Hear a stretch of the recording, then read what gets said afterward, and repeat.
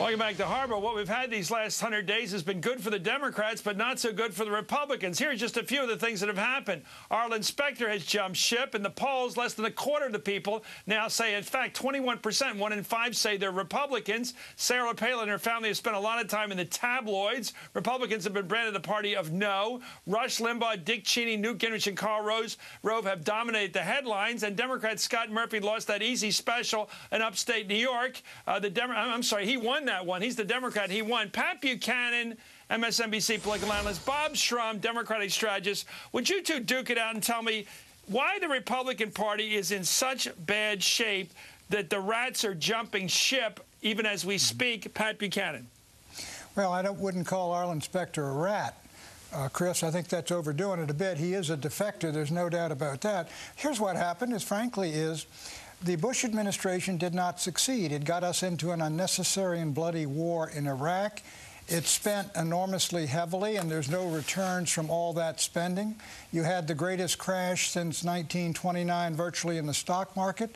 They nominated a moderate Republican who was no good in terms of reach to the Reagan Democrats on trade or on border security and things like that.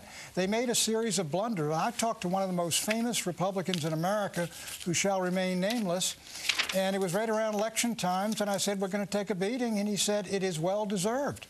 Well, what do you make of the fact that John McCain now in our latest poll that just came out last night is even with President Obama among independents? They're both at 60%. You say the candidate was weak, but he was very strong among independents. Still is. Well, John McCain was behind every single week of last election year, Chris, except for the 2 weeks after he picked Sarah Palin. You and I were out in Denver. Obama came out of that convention with an 8-point lead, an outstanding speech from the terms of the country. Last night of the convention. The next day, McCain picked Palin. For the next 2 weeks, before Lehman Brothers collapsed, McCain vaulted into the lead. He had someone there who had tremendous reach, the queen of NASCAR, if you will. That was before the Katie Couric interviews. And he had excitement, energy, and fire, not only of the base, but to a lot of those working-class Democrats, right, the Reagan Democrats. But he lost them all on that, came back on that bailout. 100% of the country opposed it, and he came back to help President Bush get it. Pat, are you going to spend the next 3 years playing St. John the Baptist for Sarah Palin? I mean, you never miss a beat here. You push for her harder than any. What did she do for? I'm sorry, her husband was in the Split from America party with you. Is that what? She was a Pitchfork family or what? No, what Chris, is the love affair here about? Your problem again is this woman problem you've got, Chris. Oh, here we go.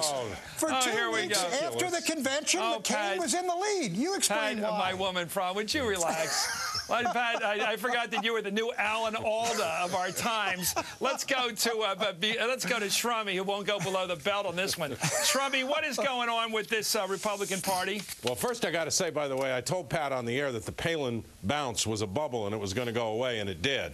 I think that Pat's right about the failures of the Bush administration, but it goes much deeper, and it's almost typological. The smaller a party gets, the more small-minded they get. And I think that's what you saw happening with Arlen Specter. He probably would have stayed in the Republican Party if he thought he could win that election. But once he cooperated with the president on the stimulus, the conservatives organized. They said, we're going to run someone against him. And that someone, Pat Toomey, by the way, who's probably going to be the Republican nominee right now, is going to lose that election badly to Specter in a general election. So the Republicans, to top off the 100 days, achieved a miracle the Democrats couldn't achieve for themselves: 60 Democratic votes in the Senate. Pat, is your wing of the party driving the rhinos out of the party, the Republicans in name only? Is that what's going on here? No, the liberals who are getting, you cannot blame the conservatives who are winning in their district for the fact that all the Republicans who are losing in their districts up in the north. There's no doubt, Chris, the Republican Party has a deep, long-term demographic problem in the changing nature of the American electorate, which is not what it was in 1972 or 1984. It's dramatically different. Short-term, Chris, though, this is 1965. It is the liberal hour. Everybody's praising Obama. I remember LBJ got everything through. 2 years later, he lost 47 seats. Republicans went on and won 5 of the next 6 presidential elections. Yeah, but your wing of the party waterboarded Arlen after he got reelected the last time because he wouldn't swear fealty on the choice issue with you guys, the life issue. You guys waterboarded him. He had to come out and beg for mercy. You're completely false there. What Arlen Specter was riding to the nomination, so he goes into the tank for Obama on the stimulus bill, which every other Republican opposed except for the 2 gals. Pat, and then they put in, the guy ran against him. He ran away from a fight. Pat, he chickened out and went to your party. Okay. Pat, in 2004, when Arlen Specter was reelected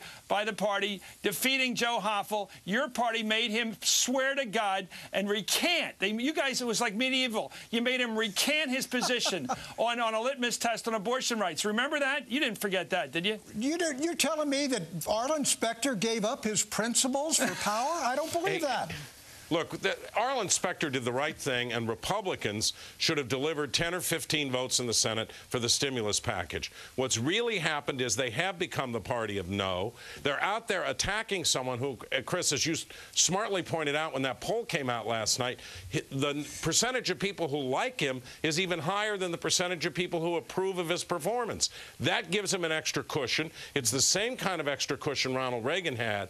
And I don't think we're going to see what Pat hopes for, a 1966 election again. I think what we're going to see instead is the opening of a new era where we have much more progressive policies and where the Republicans are going to have to totally rethink who they are, or they're going to be in the minority for a very long time. Right.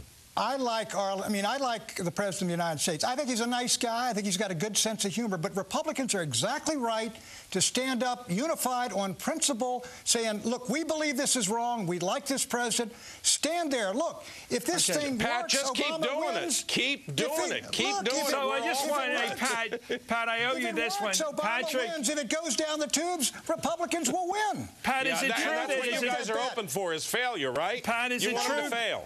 Patrick Buchanan, is it true that Sarah Palin has promised you the ambassadorship to Mexico when she gets elected president? Is it true?